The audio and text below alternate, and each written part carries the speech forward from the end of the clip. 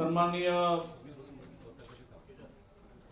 शिवसेनेचे नेते भास्करराव जाधवजी, राष्ट्रवादीचे नेते अनिल बाबू देशमुख, आमचे काँग्रेसचे नेते आणि आमदार सन्माननीय नितीन भाऊ राऊत, शिवसेनेचे नेते ॲडव्होकेट अनिल परबसाहेब, सुनील प्रभुजी, अभिजित वंजारीजी, उपस्थित माझ्या सर्व पत्रकार मित्रांनो,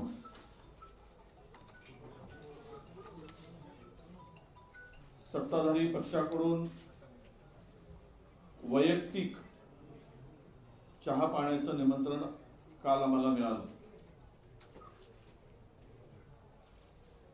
गेली अनेक वर्षाची परंपरा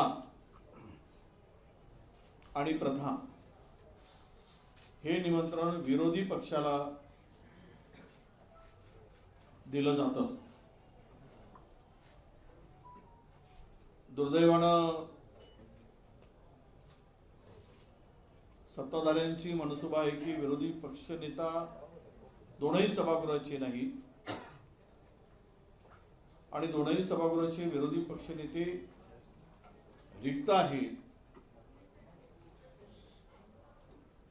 ज्यांचं हे दोनही पद संविधानिक पद आहेत असं आम्ही म्हणतो आणि आहेतच. मुळात दोनही संविधानिक रिक्त पदे ठेवून संविधानाचा वर अविश्वास दाखवणाऱ्या सत्ताधाऱ्यांच्या चहा पाण्याला जाण्याचं आम्ही टाळलाय आणि म्हणूनच आज चहा पाण्यावर बहिष्कार टाकलेला आहे. त्याबरोबर अनेक प्रश्न आहेत. महाराष्ट्रामध्ये दररोज 6 ते 7 शेतकरी आत्महत्या करतोय. शेतकऱ्यांना कर्जमाफी देऊ म्हणून सांगून मतं घेतलीत आणि आता तारीख पे तारीख देत आहेत. जूनचा मुहूर्त काढण्याचं सांगितलं जात आहे, पण शेतकऱ्यांच्या कर्जमुक्तीचा पत्ता नाही. मुळात हे सरकार, खरं तर मी सुरुवातीलाच सांगितलं की 1980 मध्ये भारतीय जनता पक्षाचे, त्यावेळी जनता दल होतं, मला माहित नाही, भास्कररावजी सांगू शकतील, 14 आमदार होते. त्यावेळी सुद्धा विरोधी पक्षनेतेपद दिलं गेलं होतं. 2085 मध्ये भारतीय जनता पक्षाचे 16 आमदार होते, तरी पण त्यावेळेस विरोधी पक्षनेतेपद दिलं गेलं होतं. आम्ही कधीही काँग्रेसनी, तत्काळ आम्ही सत्ताधारी म्हणून, ते संविधानिक पद रिक्त ठेवलं नाही. पण विरोधकांची भीती वाटते की काय, किंवा सरकारला मनमानी कारभार करायचा आहे, वाटेल त्या पद्धतीनं राज्याचा गळा हाकायचा आणि काम करायचं आहे. त्यामुळे ही दोन्ही पदं रिक्त ठेवून जर चहा पाण्याला बोलवत असतील तर त्यावर बहिष्कारच टाकणं बरं, हे समजून आम्ही तो निर्णय घेतला आहे. मला सुरुवात आम्ही या राज्यातील शेतकऱ्यांच्या संदर्भात केलेली. प्रचंड शेतकरी संकटात आहे, अडचणीत आहे. कापूस सोयाबीनच्या संदर्भात काही नेते बोलतील, पण त्यामध्ये आज तरी जे कापसावरचा आयात कर होता तो 11% शून्य केल्यामुळे येथील कापूस उत्पादक शेतकरी प्रचंड संकटात आहे. लांब धाग्याचा कापूस हेक्टरी 30 क्विंटल घेण्याचा आता नवीन सुधारित जी आर आणला, तरी त्यामध्ये विदर्भातील अनेक शेतकरी जो CCIला कापूस पाहिजे तो कापूस उत्पादन करत नाही. म्हणजेच या कापूस उत्पादक शेतकऱ्यांना वाऱ्यावर सोडण्याचं काम या सत्ताधाऱ्याकडून होतो आहे. दररोज त्यामुळेच आत्महत्या करणाऱ्या शेतकऱ्यांचा आकडा रोज 8 शेतकरी आपण आपल्याला दिसत आहे. खरं तर देशभरामध्ये 1,12,000 शेतकऱ्यांनी आत्महत्या केल्या 2014 पासून, पण त्यातील 38.5% शेतकरी हे महाराष्ट्रातील आहे. हे सत्ताधाऱ्यांना भूषणावं आहे का, हे या ठिकाणी विशेष करून सांगावं लागेल.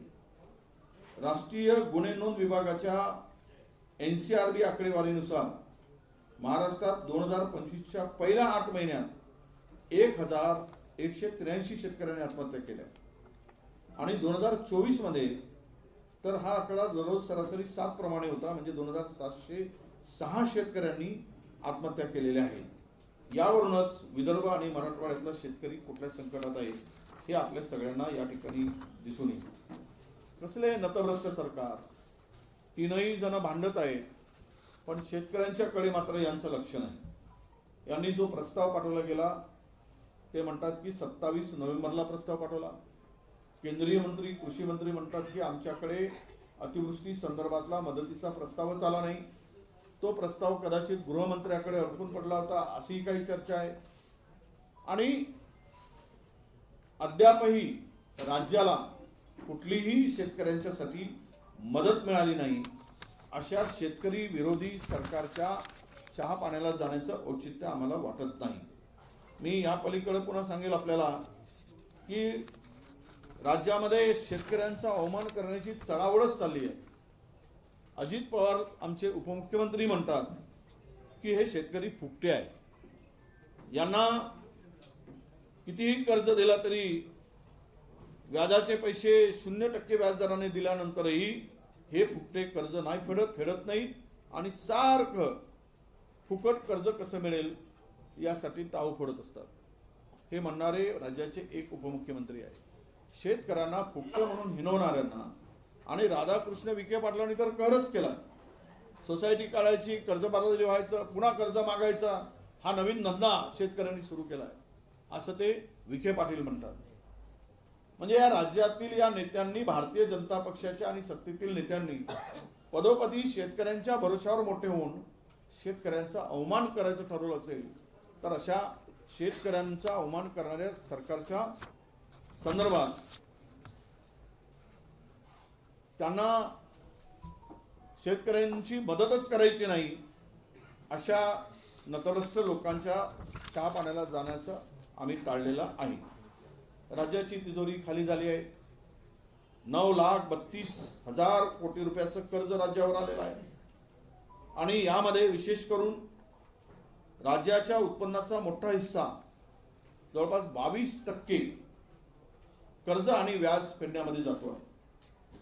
आणि यामध्ये राज्याची आर्थिक स्थिती पूर्णतः बिघडलेली आहे आणि राजकोषीय तूट सुद्धा प्रचंड वाढली आहे. निधी वाटपामध्ये सुद्धा प्रचंड भेदभाव. विकासासाठी निधी फक्त मुंबई, पुणे, ठाणे इन्फ्रास्ट्रक्चरवर आणि 25% कमिशनसाठीच हा निधी वापरला जातो आहे. निकृष्ट दर्जाची कामं केली गेली आहे. मेघा इंजिनिअरिंग सारख्या कंपनीवर 3,000 कोटी रुपये अतिरिक्त खर्चून, म्हणजे तिजोरीवर बोजा टाकून टेंडर दिल्यामुळे कोर्टाने गंभीर ताशेरे ओढले होते आणि त्यानंतर तो निविदा रद्द करून 3,000 कोटी कमी करावे लागले. यावरून भ्रष्टाचार किती मोठ्या प्रमाणात फोफावलेला आहे हे राज्यातील जनतेला आता दिसत आहे. आणि यासाठी हे सर्व बघितल्यानंतर राज्य पूर्णतः दिवाळखोरीकडे निघाला आहे आणि या मोठ्या शहरामध्ये जो पैसा खर्च केला जातो आणि लहान शहरे या संपूर्ण विकासाच्या पासून दूर गेली जाईल.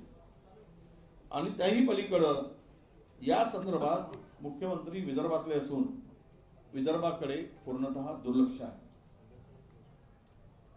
विदर्भाकडे दुर्लक्ष करून तिजोरी कशी खाली होत आहे, तिजोरी खाली होत असताना कर्जाचा डोंगर किती मोठा होत आहे हे सुद्धा बघण्याची आवश्यकता आहे.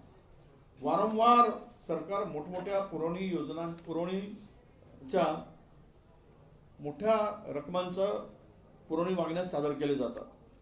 त्यामध्ये पण कधीच डॉक्टर आणि शिक्षक भरती किंवा शहरातील पायाभूत, छोट्या शहरातील पायाभूत सुविधाकडे सरकारचं अजिबात लक्ष नाही आहे. एक लाडकी बहीण म्हणून पाठ थोपटणाऱ्या सरकारचं लाडक्या बहिणीच्या रक्षणाकडे, सुरक्षितेकडे पूर्णतः दुर्लक्ष झालेलं आहे. राज्यात 18 वर्षाखालील लाडक्या लेकी आमच्या छोट्या मोठ्या चिमुकल्या या पूर्णतः असुरक्षित आहेत। 2021 ते 25 मध्ये या राज्यामध्ये लहान मुलीवरील अत्याचारांचे 37,000 गुन्हे दाखल झालेले आहेत। महिलावरील अत्याचारांचे दररोज 24 अल्पवयीन मुलीची छेड आणि अत्याचारचे गुन्हे नोंदले जात आहेत। राज्यात सर्वात जास्त अल्पवयीन मुलीवरील अत्याचारामध्ये मुंबईमध्ये तर घटना मोठ्या प्रमाणात आहेतच, पण अत्याचारामध्ये महाराष्ट्र हा आता 1 क्रमांकावर पोहोचलेला आहे। लहान मुलीच्या छेडखानी, अत्याचारामध्ये आणि त्यांच्यावर झालेल्या मोठ्या अनैतिकतेमुळे 18 वर्षाखालील मुलीची छेड काढल्याच्या संदर्भामध्ये जर आपण पाहिलं तर 2021च्या तुलनेत 2025 मध्ये 3,500 पेक्षा जास्त गुन्हे वाढलेले आहेत। याची आकडेवारी जर आपण सांगितली तर 2021 मध्ये हे गुन्हे एकूण नोंदले गेलेत लहान मुलीवरील आणि महिलावरील अत्याचारामध्ये 6,728। हे आमचे आकडे नाही, हे सरकारी आकडे आम्ही सांगतो। उद्या खंडन करतील मुख्यमंत्री उपमुख्यमंत्री। 2022 मध्ये 8,355, 2023 मध्ये 9,570 आणि 2024 मध्ये 10,112 आणि मार्च 2025 3 महिन्यामध्ये 2,479 गुन्ह्यांची नोंद महाराष्ट्रात झाली आहे। म्हणजेच कायदा सुव्यवस्था आणि महिलांच्या संरक्षणामध्ये, लाडक्या लेकींच्या आणि बहिणींच्या संरक्षणामध्ये हे सरकार किती अपयशी ठरलं आहे हे सुद्धा आपल्याला या ठिकाणी दिसेल। मग त्यामध्ये कायदा सुव्यवस्थेचं वाटोळ करताना संतोष देशमुख, सोमनाथ सूर्यवंशी आणि यामध्ये झालेले असे अनेक प्रकारचे गुन्हे। संतोष देशमुख हत्या प्रकरणातला आरोपी कृष्णा आंधळे हा अजूनही भेटत नाही आहे, तो अजूनही फरार आहे। कोर्टामध्ये हे प्रकरण धीम्या गतीनं सुरू आहे। परभणी येथील आमचा सोमनाथ सूर्यवंशी याची आत्महत्या पोलिसांनी केली असं कोर्टाने म्हटलं आहे। त्यावर सांगितलं पोलीस जबाबदार आहे, पोलिसावर कुठलीही कारवाई होत नाही। आमचे राहुलजी या ठिकाणी भेटून गेलेत, SIT नेमून तपास करण्याचे आदेश सरकारने दिले, पण पोलिसावर गुन्हे दाखल अजूनही होत नाही आणि पोलिसांनी त्याचा खून केला हे सिद्ध झालेला आहे। सरकार पोलिसांना पाठीशी का घालत आहे हा खरा प्रश्न या ठिकाणी उपस्थित होतो आहे। म्हणजे एकूणच कायदा सुव्यवस्था बघितली तर गुन्ह्यांचं राज्य राज्यावर आता प्रस्थापित होताना दिसतो आहे। जिथे तिथे ही गुंड मंडळी राजाश्रयामुळे प्रचंड भर दिवसा असेल रात्री असेल काळजी न करता लोकांचे खून करत आहेत। पुणे हे आता महाराष्ट्रातील गुन्ह्यांचं कॅपिटल हब होताना आम्हाला दिसतंय।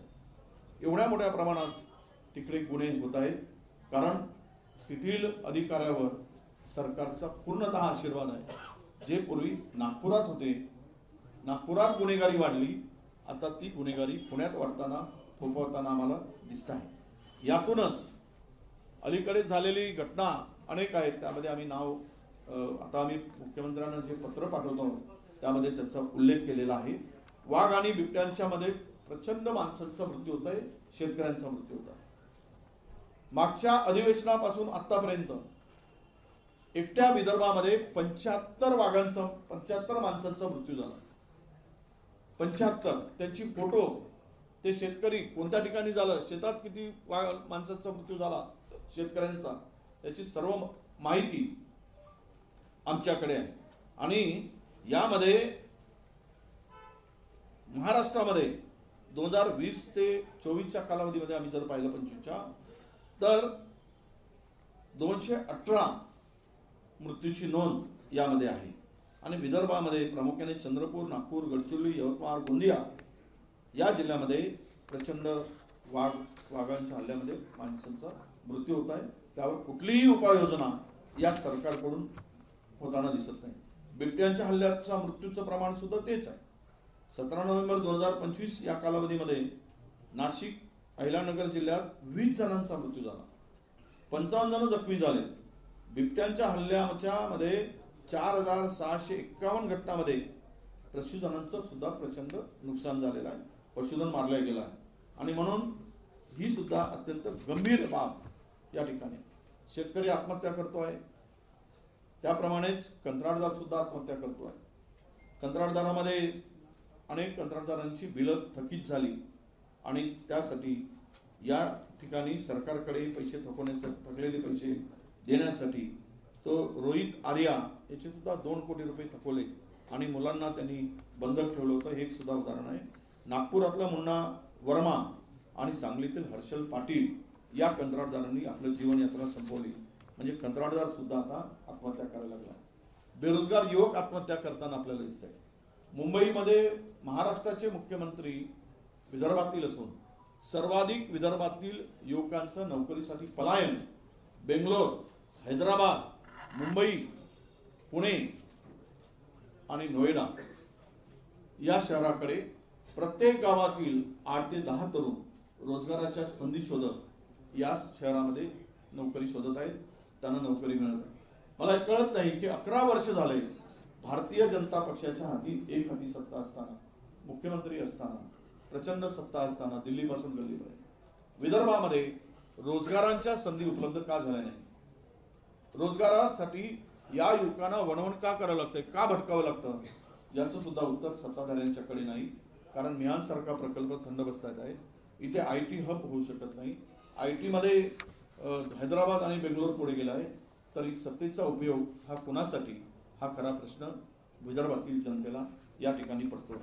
आपल्याला जमिनीच्या घोटाळ्यासंदर्भात प्रचंड मोठी मालिका महाराष्ट्रात आता उघडीस येते. मी सांगितलं, अदानींच्या घशामध्ये मुंबई आणि महाराष्ट्रातील मार्केट व्हॅल्यू जर आपण पकडला तर 7 लाख कोटीच्या जमिनी त्यांच्या घशात घातल्या गेल्या आणि प्राईम लँड त्यांना त्यांच्या हाताकडे कवडीमोल दराने सुपूर्द केल्या गेल्या. आणि पुण्यामध्ये तर हजारो एकर जमिनी अशाच घातल्या गेल्या आहेत. अलीकडेच आलेला मुंडवा प्रकरण हा त्याचाच भाग आहे असं मी मानतो. त्यामध्ये सरकारी जमीन, महारवतनाची जमीन असं म्हटलं जातं. सरकारी का सातबारावर पूर्णतः सरकार नोंद असताना त्याची खरेदी खत होतं आणि त्या जमिनीचा व्यवहार उघडा पडल्यानंतर थातूर मातूर कारवाई होते आणि पूर्णतः कारवाई होत नाही. त्या शीतल तेजवानीला केवळ अटक निवडणुकीच्या आपल्या अधिवेशनाच्या तोंडावर दाखवण्यासाठी केली जाते आणि खर्गे समितीचा अहवाल त्याला मुदतवाढ दिली जाते. यातून हे प्रकरण इतकं गंभीर आहे की ज्यांच्याकडे 99% शेअर आहेत ते मोकाट आहेत आणि ज्यांच्याकडे 1% शेअर आहे त्यांच्यावर कारवाई होते आहे. यावरूनच सरकारची कुणाला वाचवण्याची भूमिका आहे हे आता स्पष्ट दिसत आहे. आणि अटक केलेल्यांना VIP ट्रीटमेंट दिली जाते हे सुद्धा महायुती सरकारचा अजब न्याय आहे असं म्हणायला हरकत नाही. नुसतीच आश्वासनं आणि योजना बंद करण्याचा निर्णय, आश्वासनं द्यायची की आम्ही हे करू ते करू, छाती बदलून सांगायचं, गळ्याच्या नसा दिसेपर्यंत सांगायचं आणि काम मात्र कुठेच दिसत नाही. आश्वासनं पण योजना कोणत्या बंद केल्यात? महायुती सरकारच्या काळामध्ये घोषणा मोठ्या झाल्या, पण आधी शेतकऱ्याची कर्जमाफी झाली, ती झाली नाही. लाडक्या बहिणींना 2100 रुपये देणार होते, ती झाली नाही. मुख्यमंत्री असताना आपल्या मागच्या वेळेस आनंदाचा शिधा बंद पडला आहे. 1 रुपयात पीक विमा बंद झालेला आहे.